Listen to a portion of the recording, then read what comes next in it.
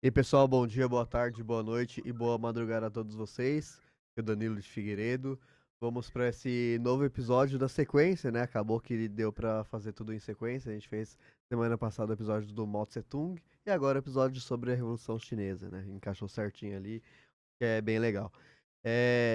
Espero que vocês estejam bem. Eu estou bem, porque o Palmeiras ganhou, só que assim, tenho que reconhecer que ganhou roubado, né? Porque o Sport, coitado do Sport, né? Porque teve dois pênaltis contra o Sport, um foi de fato, mas o segundo, nossa senhora, nem eu que sou palmeirense marcaria aquele pênalti. Mas é isso, né? O futebol brasileiro é isso. E você, Fábio, como é que você tá? Tá feliz também? Fala pessoal, fala Danilo. Tô feliz, mas acho que essa rodada do Brasileirão ficou marcado por muitos erros de arbitragem. Perdão, às vezes me custa falar essa palavra. Pro Corinthians também teve alguns lances que foram duvidosos. Teve um que eu achei que foi bem marcado. O primeiro gol foi anulado, mas o segundo já discordo. Se bem que o Corinthians e o Flamengo têm essa cena de falar que sempre roubam pra gente, né? O que eu acho também uma balela, porque, honestamente, Tem que a fazer o levantamento arbitragem histórico. brasileira é ruim. Tem que E fazer o ela levantamento erra, e ela histórico, vai tá? tentar errar sempre pro lado que ela vai se ferrar menos, que geralmente são para as maiores torcidas. Hein, Fábio, tem que fazer, tem que pegar o futebol Diga-se. desde 1959, quando se tornou nacional, né? E fazer o levantamento histórico. É foda eu achar alguém com essa paciência, né? Mas daí faz o levantamento histórico e vê qual time foi mais favorecido desde então. E também isso é muito Nossa, não, isso. subjetivo também, né?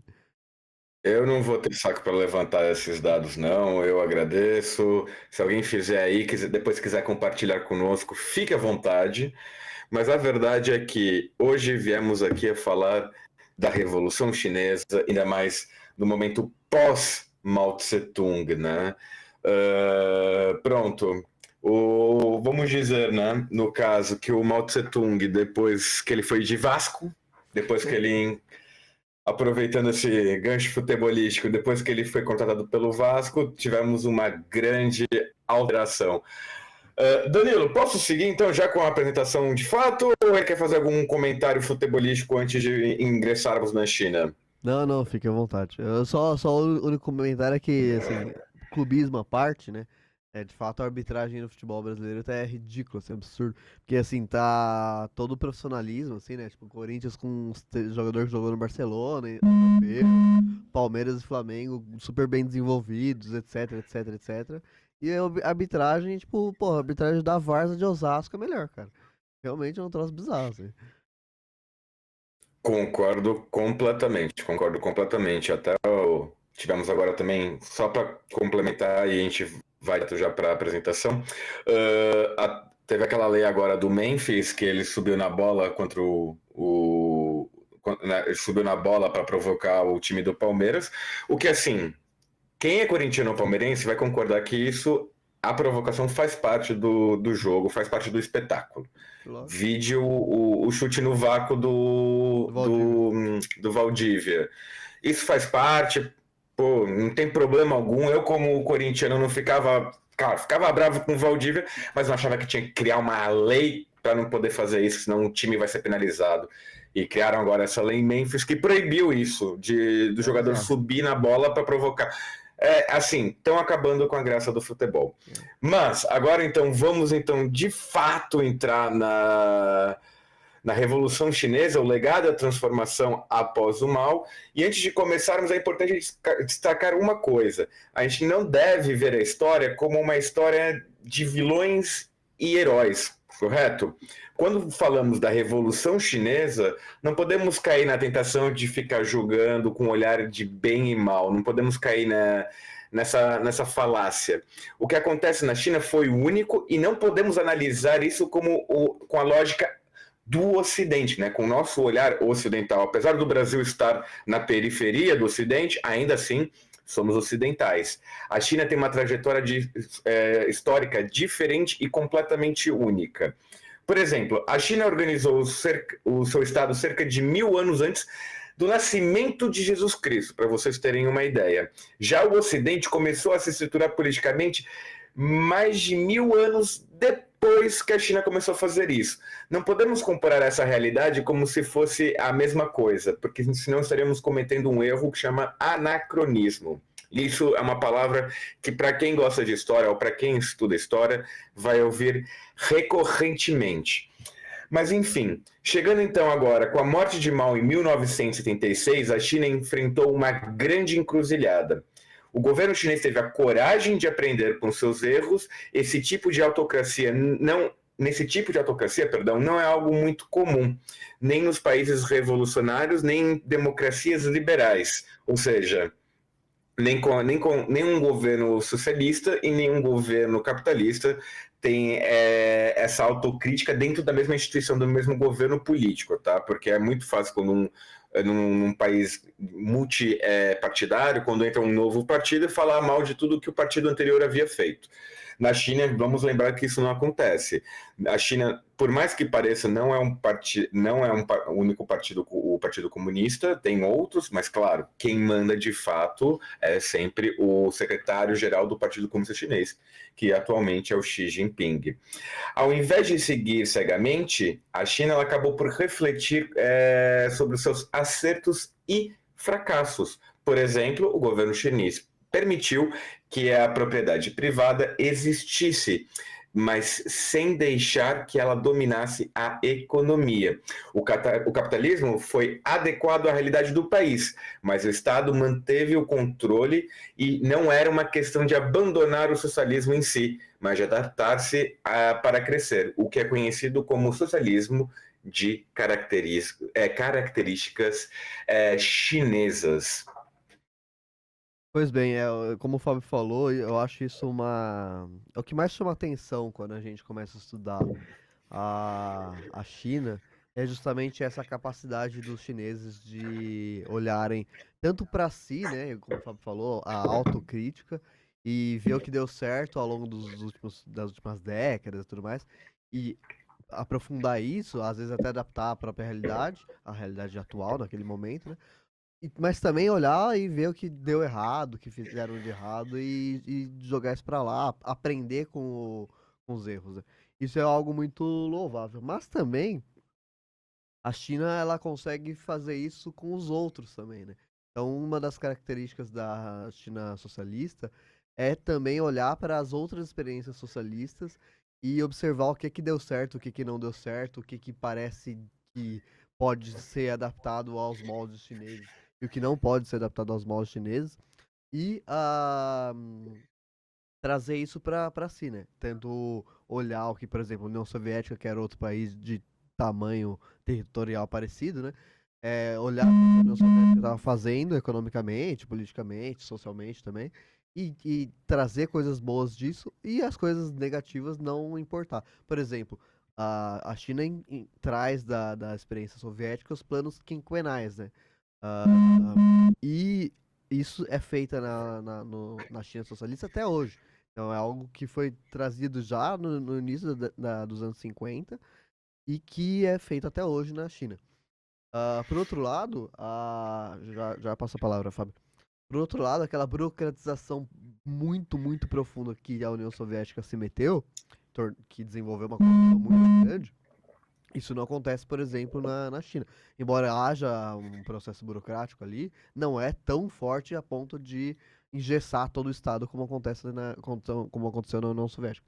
Pode falar, Fábio. Eu acho que duas questões são importantes serem levantadas. Primeiro, essa autocrítica que o governo chinês fez. É importante a gente ressaltar que essa autocrítica, de fato, começou depois da morte do Mao Tse-tung e com a ascensão de Deng Xiaoping, que foi o líder justamente após a morte de Mao Tse-tung. Esta característica, ela foi muito marcante no governo chinês e que mostrou uma grande diferença para a União Soviética. A União Soviética, ela era muito mais difícil, ela era muito menos maleável com essas questões, tanto que, por exemplo, se vocês assistirem a série que é muito, muito interessante, Chernobyl, da HBO, mostra que o Estado Soviético tinha um problema gigantesco em assumir os seus próprios erros, o que a China não tem, mas a China assume, mas não compartilha. Fala, olha, gente, desculpa, errei, foi mal, tava doidão. Não. Eles vão fazer essa autocrítica entre eles, mas claro que para uma visão populacional geral, eles não vão assumir esse erro de maneira tão simplória ou leviana. Já com relação à questão da burocracia, é importante a gente ressaltar que, apesar da China ter copiado, ter feito um Ctrl-C, Ctrl-V do formato de estrutura de Estado e político da União Soviética, como os planos quinquenais que o Danilo havia mencionado, ou até mesmo a hierarquia de poder dentro do governo, com o Politburgo, que é a alta cúpula do Partido Comunista, que é um formato criado durante os anos stalinistas da União Soviética. A China ela já herda um aparelho burocrático que vem desde a época dos imperadores chineses, desde a época da monarquia. Como eu havia dito anteriormente, a China ela não criou um Estado em menos de 500 anos, como é o caso da Rússia. Não, há mais até 1000 anos, acho que a Rússia tem enquanto Estado. A China já tem um Estado formado, uma burocracia muito mais antiga, ou seja, eles têm muito mais expertise em lidar com a burocracia do que a Rússia tinha com a sua burocracia soviética. Então, toda vez que formos analisar, é importante a gente fazer essas ressalvas entre União Soviética e China, pois, apesar de terem uma base muito parecida com relação a um governo socialista, do ponto de vista marxista-leninista e stalinista, porque a estrutura de governo vem de Stalin, a gente tem que fazer essas ressalvas porque o caso chinês ele é um caso extremamente particular e não dá para ser comparado de maneira tão leviana com as demais experiências socialistas, principalmente do século XX. Exatamente. E uma outra mudança importante do processo ah, que, especialmente do Mao Tse Tung, né, para depois do Mao, é a questão da burguesia, né? Como a gente falou no último episódio, o Mao desenvolveu a questão da Revolução Cultural, que tinha objetivos de travar uma contra-revolução burguesa na China. E, como falamos no último episódio, foi algo bastante complicado, algo bastante traumático, inclusive para os revolucionários, né? E de fato, a China consegue olhar esse passado, essa questão do passado, e se adaptar, né? Então, a China pós-Mao consegue desenvolver uma abertura para essa classe burguesa, né? A existência da propriedade privada, só que sem que essa propriedade privada domine as relações econômicas. Então, diferente do capitalismo, no Brasil, por exemplo, a propriedade privada é o que dita a relação econômica, toda relação econômica. Na China, não, ela existe, mas ela está sob o jugo do Estado, sob o jugo do poder socialista. Então, ela existe e nesse ponto acaba sendo como se fosse um crescimento mútuo entre Estado socialista e a economia socialista com os burgueses em si, né? Então, tipo, por que o burguês existe e aceita isso lá? Porque para ele também é interessante, né? Por N motivos que a gente vai até desenvolver nesse episódio. Quer falar, Fábio? Sim, só para também dar um exemplo, acrescentar a sua fala, Cuba também tem muita propriedade privada. Veja bem, depois da crise de 1990, com a queda da União Soviética e Cuba se viu sozinha, Cuba permitiu um pequeno mercado privado, onde permitiu que os cidadãos possuíssem lojas ou coisas do gênero, com a fim também de mudar os moldes econômicos do seu país.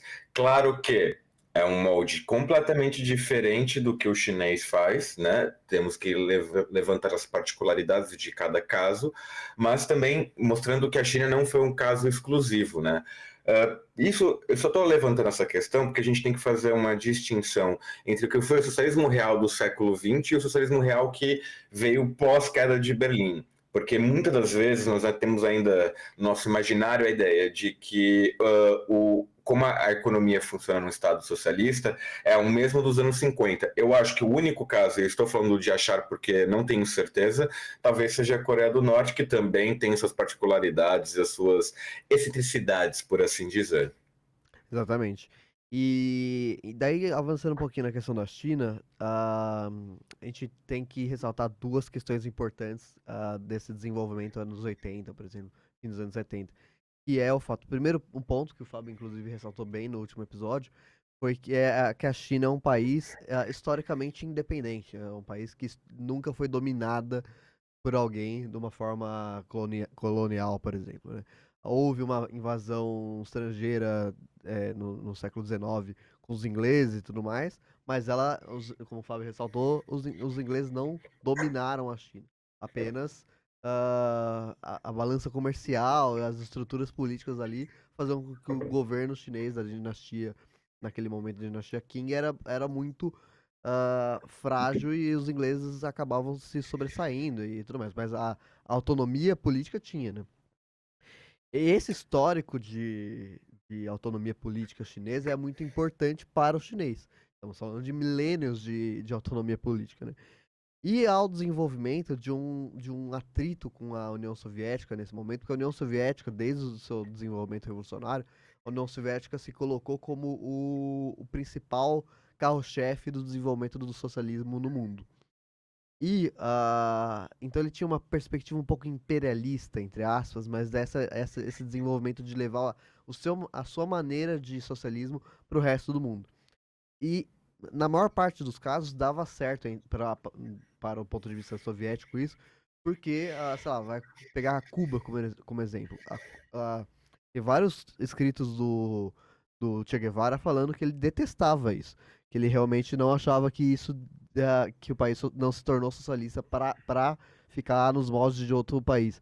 Mas que Cuba é um país que não tinha como buscar a autossuficiência, já que é um país muito pequeno e que está muito longe das outras experiências socialistas, né? Inclusive a União Soviética. Então acabava ficando dependente da União Soviética, inevitavelmente, né? Já a China, ela consegue não. Ela tem tamanho de território e tamanho de população para não depender da União Soviética, por exemplo. Então, o início dessa relação conturbada ali se dá nesse processo onde a União Soviética se mostrava querer importar a maneira de socialismo, de desenvolvimento socialista para a China, e a China claramente entendia isso como um problema muito grande. E daí a China entendeu que não deveria aceitar isso, né? E como que a China fez isso? Daí, para mim, eu acho um passo geopolítico brilhante, brilhante. A China, ela promove uma aliança, parece, daí isso é um negócio que a gente sempre ressalta no podcast. A China promove uma aliança com os Estados Unidos. E a gente sempre fala isso, tipo, que a gente não pode analisar a história como bem e mal, bonzinho e vilão, tudo mais. Porque se você analisar como bem e mal, você não vai entender por que raios a China fez uma aliança com o país com a maior potência capitalista do mundo. Porque não faz sentido analisando a história do bem e mal fazer esse movimento, né? Mas é porque não é uma questão de bem e mal, é uma questão de interesses, né? O maior inimigo da União Soviética era os Estados Unidos. A União Soviética estava se mostrando bastante complicada para a China, inclusive ameaçando muitas vezes invadir a China, né? Ameaçando intervir literalmente na Revolução Chinesa, fisicamente, né? E então havia um problema ali em comum, né? Então, tanto os chineses quanto os estadunidenses tinham problemas com a União Soviética. Então, por que não se unir, né? Então, essa união, ela é uma união de não agressão, né? Então, os dois países não podem se agredir, China aos Estados Unidos e vice-versa, e de defesa. Então, se a União Soviética invade, por exemplo, a China, os Estados Unidos é obrigado a defender, e vice-versa. Se a União Soviética invade os Estados Unidos, a China é obrigada a defender os Estados Unidos. E uma outra característica dessa aliança, que daí é a mais importante na minha opinião, que é a troca de conhecimento tecnológico, né? E daí, então, é a abertura das universidades estadunidenses e também das universidades chinesas para os estudantes de cada país. E nesse movimento temos milhares, milhares, milhares de estudantes chineses que vão nas universidades dos Estados Unidos e essa ponte intelectual faz com que fiquem estudando lá, desenvolvendo, entendendo a história estadunidense, a história econômica estadunidense. E quando eles voltam, esses estudantes voltam para a China, eles voltam para trabalhar no Estado chinês. E daí une aquela questão que a gente está falando nesse episódio, da qualidade do chinês de entender as coisas positivas do outro país. Esse processo, por exemplo, é o processo que faz com que os chineses conseguem um desenvolvimento tecnológico na China profunda, né? E a China, nesse momento, ela, entre aspas, copia o que os Estados Unidos fez com a expansão do Oeste, por exemplo. De ocupar os Estados Unidos profundo, né, fora das grandes cidades ali existentes ainda, e desenvolver a tecnologia dessas cidades, dessa China profunda, no caso dos Estados Unidos profundo, para não ficar o poder econômico concentrado só em um único ponto, né? E distribuir esse poder econômico por todo o país. É um momento, já te passo a palavra, Fábio. É um desenvolvimento que ela acontece graças a essa troca intelectual desse acordo firmado. Então é algo bastante importante. Pode falar, Fábio. Eu acho que para a gente conseguir entender essas questões, porque quando falamos que Estados Unidos e China, naquele contexto ainda de Guerra Fria, haviam feito um acordo, a gente é importante ressaltar que relações diplomáticas elas não são de amigos, elas não são perpetuadas, elas são perenes.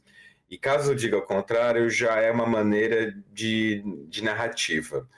A gente tem que lembrar que China e União Soviética, principalmente após a Revolução Chinesa em 49, foram estados aliados, de fato.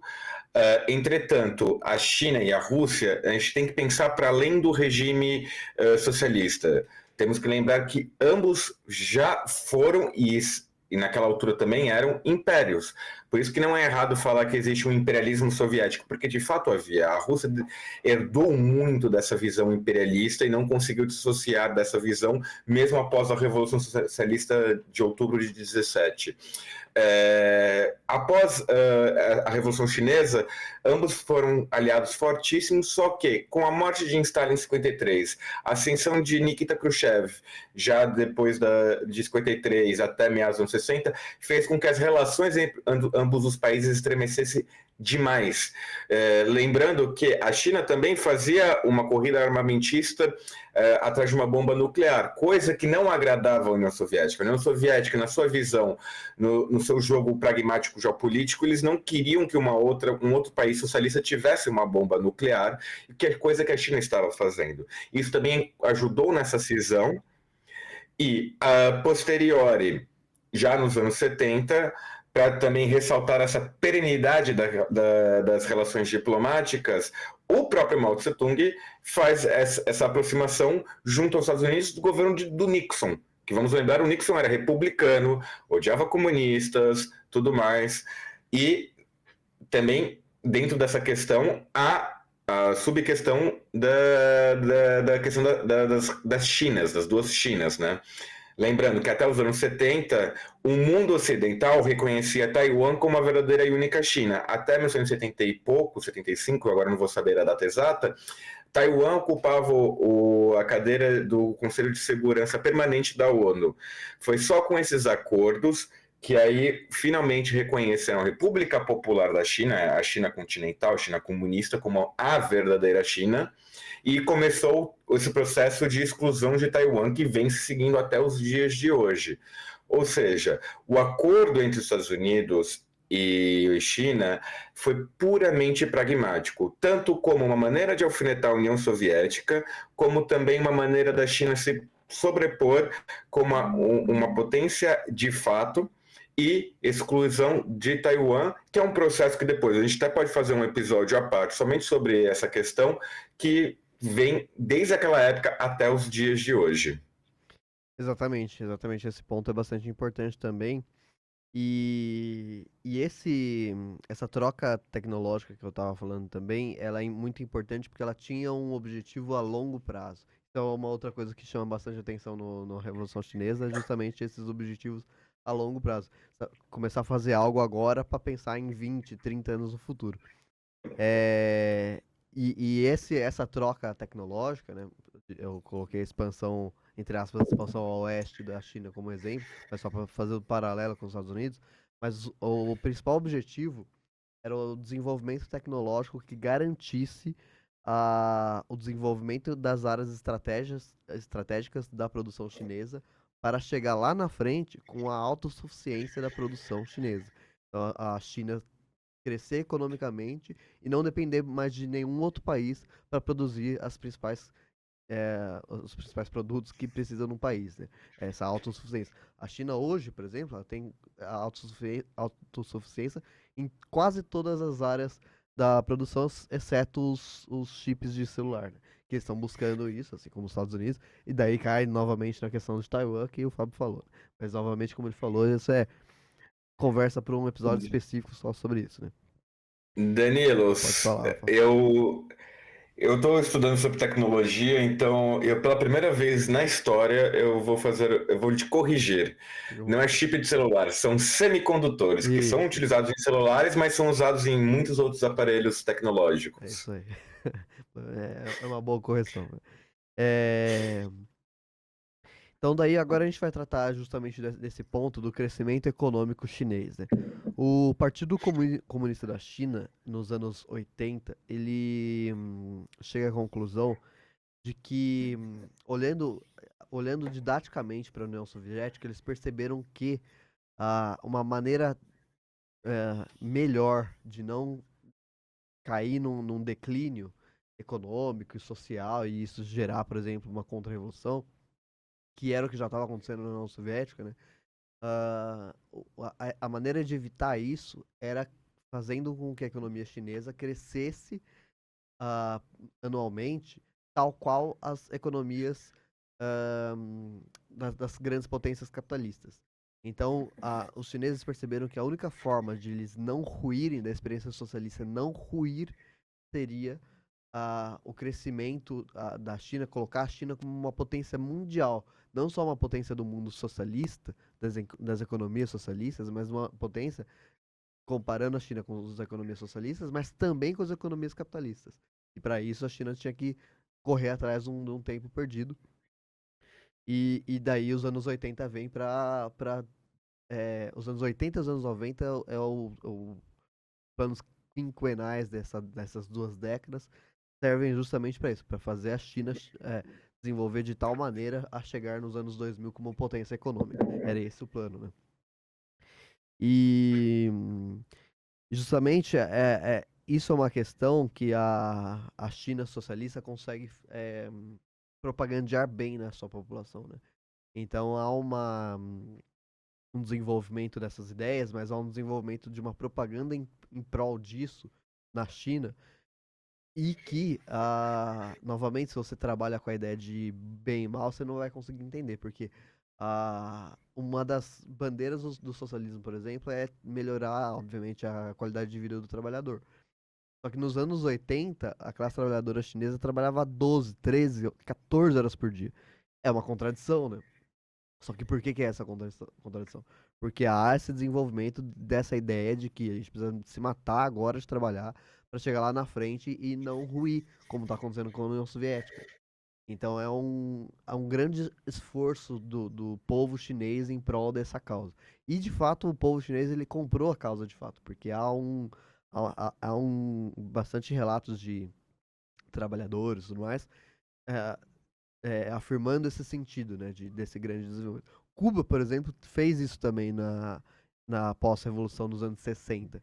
Só que no caso cubano é muito mais difícil, porque é um país muito menor e que tem uma dependência evidente ali, né? Porque não tinha. Por exemplo, se o Brasil fosse socialista ali, era uma ajuda muito mais próxima, mas a Cuba estava aqui e outro país socialista estava do outro lado do mundo, né? Então era muito mais difícil desse desenvolvimento cubano. Cuba tentou fazer isso, não conseguiu e veio uma grande fome depois. Os chineses conseguiram fazer isso, mas a troco de 2 décadas de grande, é o que eles chamam de um grande sacrifício do povo chinês, para conseguir desenvolver essa economia e chegar no fim dos anos 90 com um crescimento econômico ah, grande, tal qual Inglaterra, Estados Unidos, etc., e uma autossuficiência nas principais áreas do setor do desenvolvimento econômico, né? Quer falar alguma coisa, Fábio? Não estava olhando para você. Por acaso, eu gostaria de complementar algumas questões. Com essa mudança econômica da China, da política econômica, melhor dizendo, da China, é importante a gente ressaltar duas questões. Primeiro, como é que de fato ela se deu e o que eles fizeram com relação a isso. Primeiro, com a normalização das relações diplomáticas entre Estados Unidos e China, e com a abertura econômica chinesa já nos anos 70, a China ela aproveitou para trazer as fábricas, principalmente dos países ocidentais, como os Estados Unidos, para a China, pois a China, lembrando, já naquela altura tinha uma população massiva gigantesca, uma grande mão de obra barata, o que era interessante também para as potências capitalistas ocidentais instalarem as suas fábricas ali, consequentemente fazendo a produção de um mesmo produto que seria feito nos Estados Unidos ou na Europa a um preço de custo muito mais baixo, até porque também as leis trabalhistas ocidentais requerem um pagamento muito maior, uma segurança de trabalho muito maior do que na China, ou seja, consequentemente, conseguiam abaixar o custo. E o que eles fizeram com essa informação? O que eles fizeram com isso? Eles só ficaram como uma grande fábrica do mundo? Não. Eles pegavam essas informações, pegavam as informações das empresas e copiavam e refaziam da mesma maneira. A China, nessa altura, ela foi muito acusada de espionagem industrial, pois tudo que ela pegava dos países ocidentais, ela se reaplicava pegava essa informação, recolhia essa informação e reaplicava dentro do mercado interno chinês. Isso tudo dentro dos planos quinquenais que o Danilo estava falando, que ajudaram a criação de uma base tecnológica, né, para além daqueles acordos que foram feitos com os Estados Unidos anteriormente, para que aí sim pudesse fazer uma promoção da tecnologia nacional chinesa. Pois bem, e essa abertura do mercado chinês às multinacionais dos países capitalistas, né? É algo, assim, eu entendi isso há alguns anos atrás, quando estava estudando China, e é algo muito inteligente, porque porque assim, o que as grandes empresas dos países capitalistas fazem? Ah, eles chegam nos países periféricos do capitalismo, tipo o Brasil, historicamente isso, né, América Latina toda e tal, e encontram economias bastante debilitadas, né? E sistemas políticos também bastante instáveis e tudo mais. Então é um prato cheio para essas economias estadunidense, inglesa, francesa, etc., alemã, de chegar e oferecer uma balança comercial muito favorável a eles, né? Porque como esses países são muito instáveis economicamente, eles precisam de um incentivo, né? Eles precisam de algo novo para aquecer a economia, gerar emprego e tudo mais. Então é uma relação bastante desigual, né? E que acaba sempre favorável ao país imperialista do centro do capitalismo, né? Ah, na China, entre aspas, o processo é o mesmo, só que quando essas grandes empresas chegam lá, quando essas economias capitalistas chegam na China, a estrutura política chinesa, o socialismo chinês, já consegue bater de frente mais forte, muito mais forte do que, por exemplo, os países da América Latina. E só que daí, por que que as grandes empresas aceitam os acordos chineses? Né? Por que que eles aceitam, embora eles não fossem ganhar tanto quanto eles ganhavam nos acordos com a América Latina? Como que eles aceitam? Eles aceitam porque o mercado de consumo da China, o mercado consumidor chinês, é gigantesco, né? É a população de o mercado consumidor de 1 bilhão de pessoas, sabe? Uma coisa muito, muito estrondosa, assim, né? Eu lembro de estudar a China no fim do ano passado, alguns cursos que eu fiz sobre a China, e na China do século XIX já tinha quase o triplo da população do Brasil hoje, sabe? Então é uma coisa assim muito impressionante. Isso que a gente tá falando do século XIX, né? Imagina agora, a gente tá falando no fim meados dos anos 80, né? Do século XX já. Então, é uma balança comercial que era favorável à China, mas também as grandes empresas iam lucrar muito, como lucram de fato, né?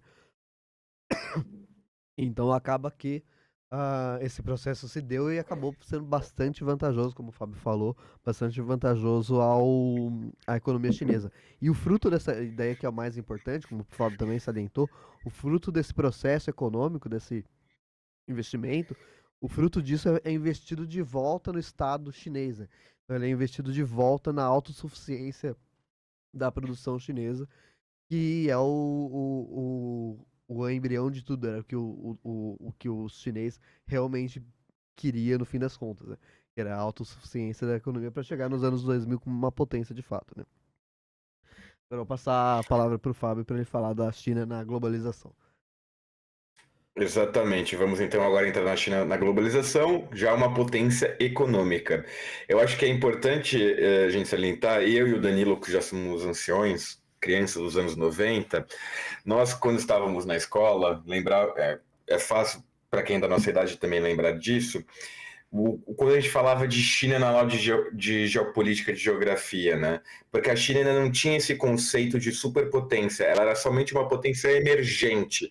Mas a gente conseguiu observar de 20 anos, os anos 80 até os anos 2000, um crescimento vertiginoso da economia chinesa. A China deixou de ser um país completamente agrário para se tornar um país industrializado e literalmente conhecido como a fábrica do mundo.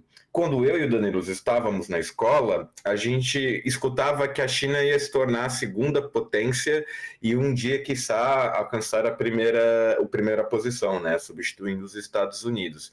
Isso eu acho que a China já, na altura que a gente estava na escola, ele tinha chegado na terceira posição.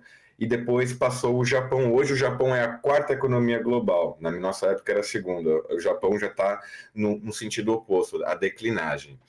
Mas enfim, quando chegamos então nos anos 2000, essa China já deixou de ser um país periférico, a economia do país se tornou uma potência, o governo chinês tendo autonomia para definir o seu próprio rumo, sem se submeter às pressões externas, ou seja, já não precisava acatar o que outros países ou outras potências, melhor dizendo, diziam para os chineses o que eles deveriam fazer.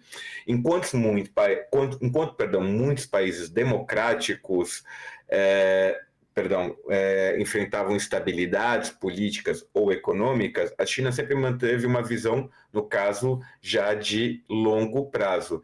E com essa industrialização e com, vamos dizer, com os cofres bem recheados, a China finalmente consegue investir na qualidade de vida da sua população. E a população chinesa, como é que ela ficava?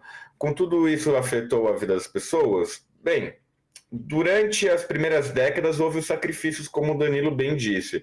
O trabalho era duro, especialmente no campo, mas o governo comunicou muito bem com a população que esses sacrifícios seriam para um futuro, né?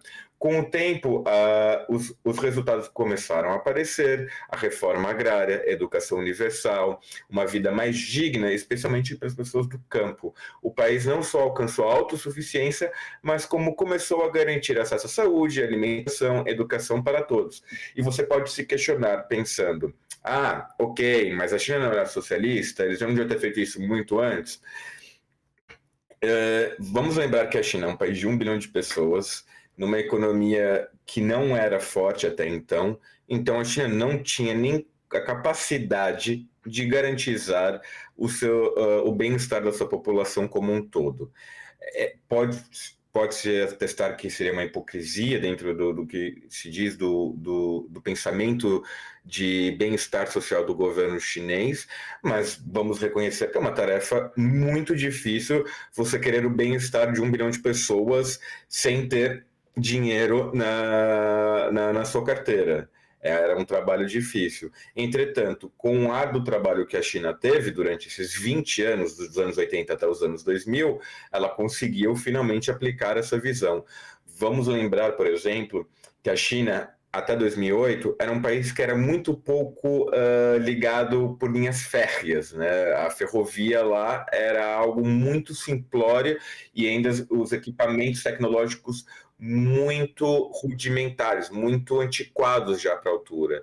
Hoje a China já é uma potência na ferrovia.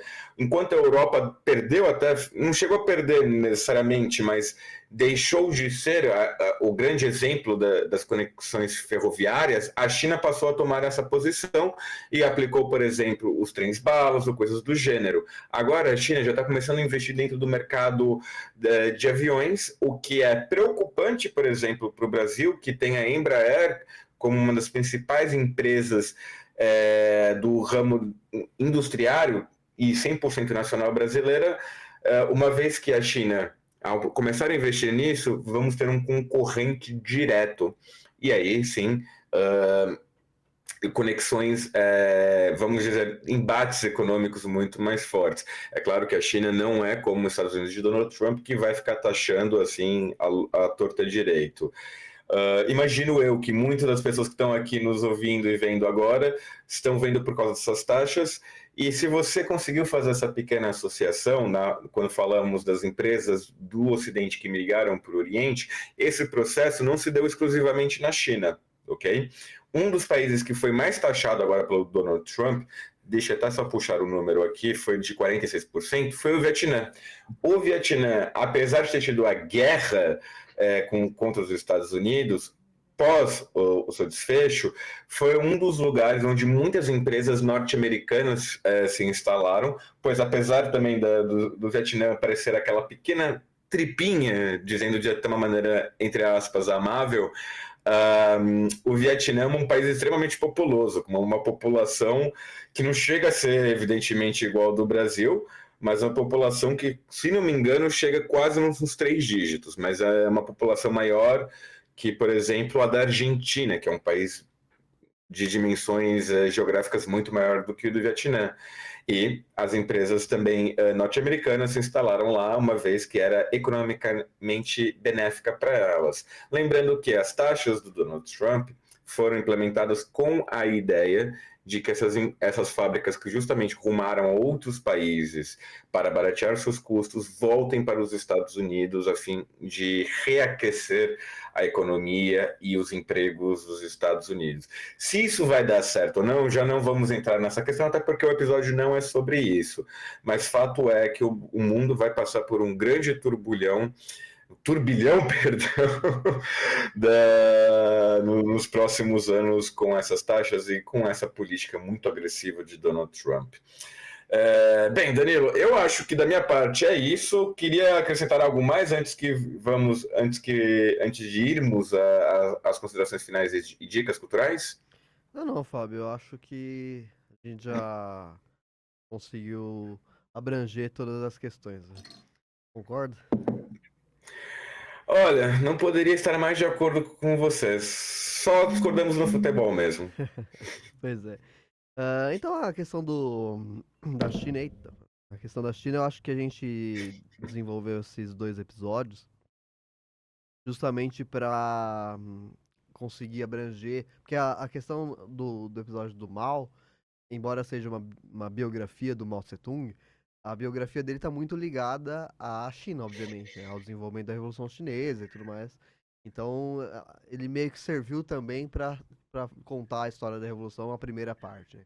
Então, a gente acabou conseguindo conciliar esses 2 episódios e contar toda a história da Revolução Chinesa, né?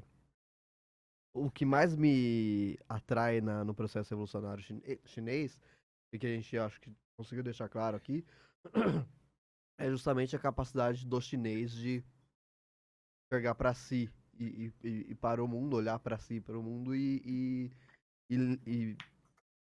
analisar as questões, né, de maneira pragmática. O que os Estados Unidos faz de bom aqui?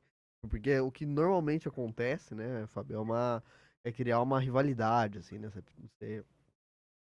Muitos países lidam com as questões de uma forma muito acalorada. Os chineses são bastante mais pragmáticos, né? Então, olhar o seu, entre aspas, né, por favor, inimigo político ali, ou alguém que tá com um desenvolvimento econômico completamente diferente, ou então te agredindo politicamente, ver o que ele faz de bom e trazer isso pra cá, né? Eu acho isso um mérito muito, muito grande, né? E Sim, a também China, sem saber. Perdão, pode falar. também, só pra terminar, uma coisa que o Fábio falou, que é a questão eu acho que eles foram bastante pragmáticos e inteligentes em desenvolver primeiro a economia em si, né? Conseguir fazer um desenvolvimento econômico. Primeiro eles saíram de uma situação econômica muito ruim, e daí fizeram as primeiras reformas, que já aí, essa reforma agrária do logo pós-revolução, por exemplo, já trouxe a população muito fidelizada para a revolução, né? Então já foram mudanças bastante importantes, mas depois que isso chegou houve sei lá, um limite, né?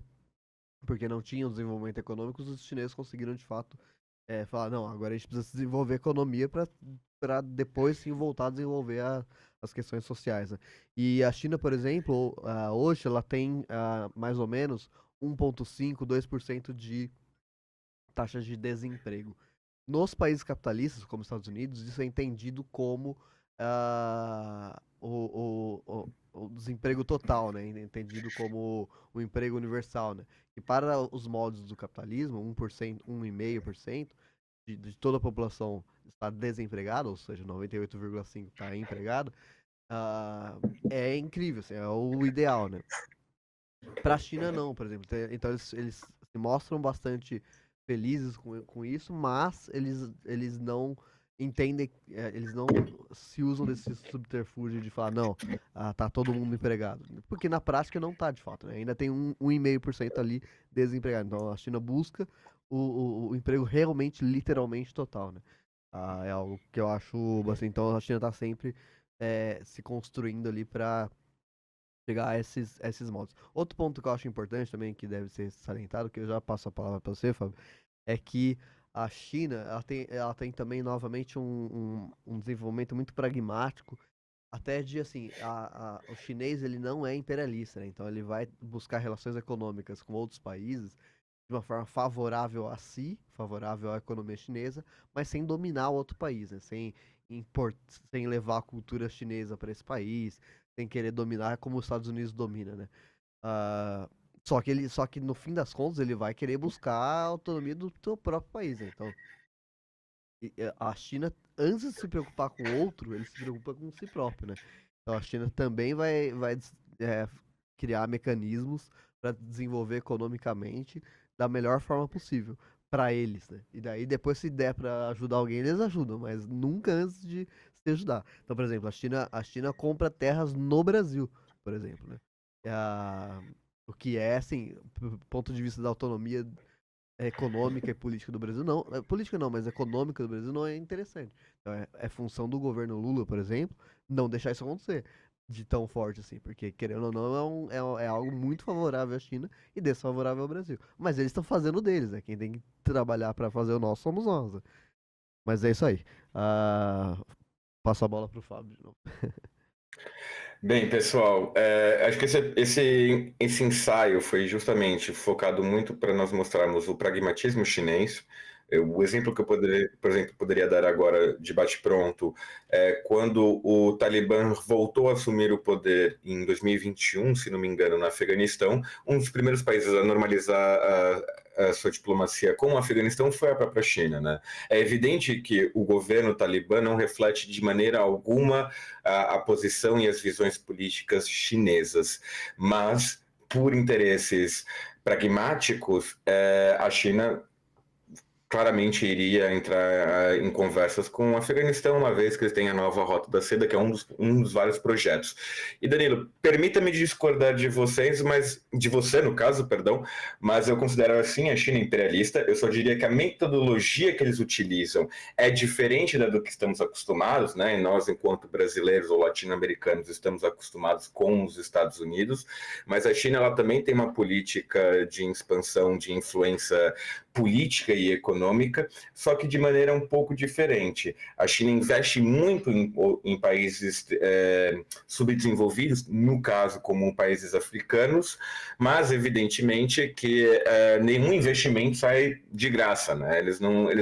Ninguém na geopolítica, na diplomacia, dá um pãozinho assim, de livre espontânea vontade. Eles dão, claro, pensando em outras questões. Então, por exemplo, quando financiam portos na região da Golfo da Guiné, na África, com investimento 100% chinês, é claro que é um acordo que sempre sairá benéfico para a China. Dentro, evidentemente, da minha própria visão que eu tenho sobre a China, isso sim se caracteriza como uma política imperialista. Entretanto, não é da mesma metodologia utilizada pelos Estados Unidos, que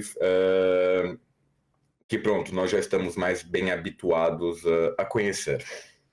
Pois bem, daí agora a gente vai para as dicas culturais, para encerrar o episódio, né? E eu tenho, grosso modo, duas dicas culturais, uma absolutamente ligada à China, né? E inclusive essa minha dica cultural ligada à China já entra no debate que o Fábio puxou agora, que é se é imperialista ou não. Daí vocês já assistam a minha dica cultural e chegam à conclusão se vocês concordam com o Fábio ou concordam comigo. A minha dica cultural é consumir basicamente o conteúdo na internet, de graça, portanto. Do professor Elias Jabbour, porque é um grande especialista na China. E acho ele muito didático, assim. Eu acho ele muito democrático também, do ponto de vista que ele vai em tudo quanto é lugar falar, sabe?